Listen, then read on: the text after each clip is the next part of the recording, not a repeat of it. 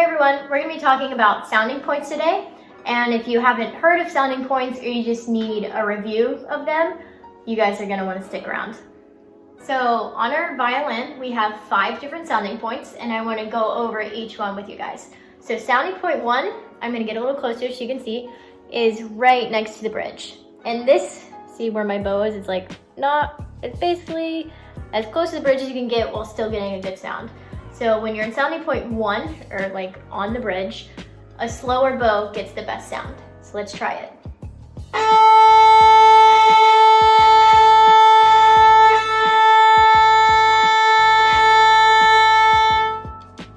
So sounding point 2 is just going to be kind of like one bow width over. So we're still close to the bridge. This is still a pretty big sound, but not as full as the one by right on the bridge.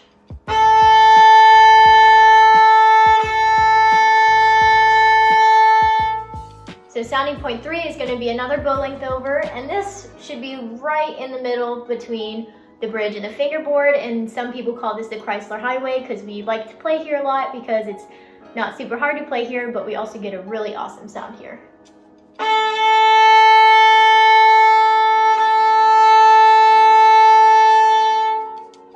So as you can probably guess, one more bow length over is going to be sounding point 4.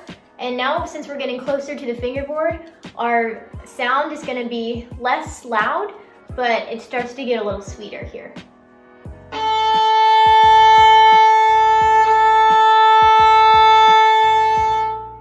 And now our last sounding point 5, is going to be basically on the fingerboard. Sometimes you can tilt your hair to get a good sound here, and this is going to be a really light sound.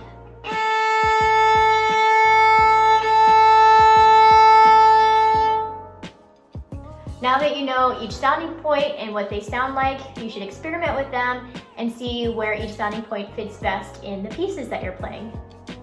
And now this is a more advanced technique, but if that's for you, then stick around.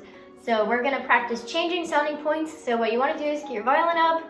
We're going to start in sounding point 5, or near the fingerboard at the frog, and we're going to change sounding points. We're going to get all the way to sounding point 1 by the middle of the bow, and then we're going to get back out to sounding point 5 by the tip of the bow. And if you want to, you can honestly just outline this out right now. Make sure you keep a straight bow. I'm still struggling with this too. And then we go back. You want to get here, and then back to sounding point 5 for the frog. So practice actually doing this without actually playing it, just so you can get that feeling of moving without hearing all this extraneous sound. Get to the tip. And then one more time back. Move middle on the bridge, back to the frog. There. Now let's try this with some sound. So remember, we're going to start at the frog, sounding point 5, move it in. Now back out. Again.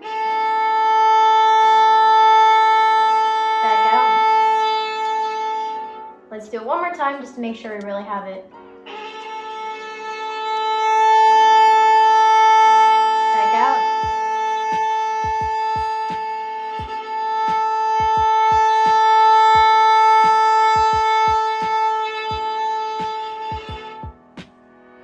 Great job. I hope this was helpful, and if you have any questions, as always, leave them in the comments, and thank you.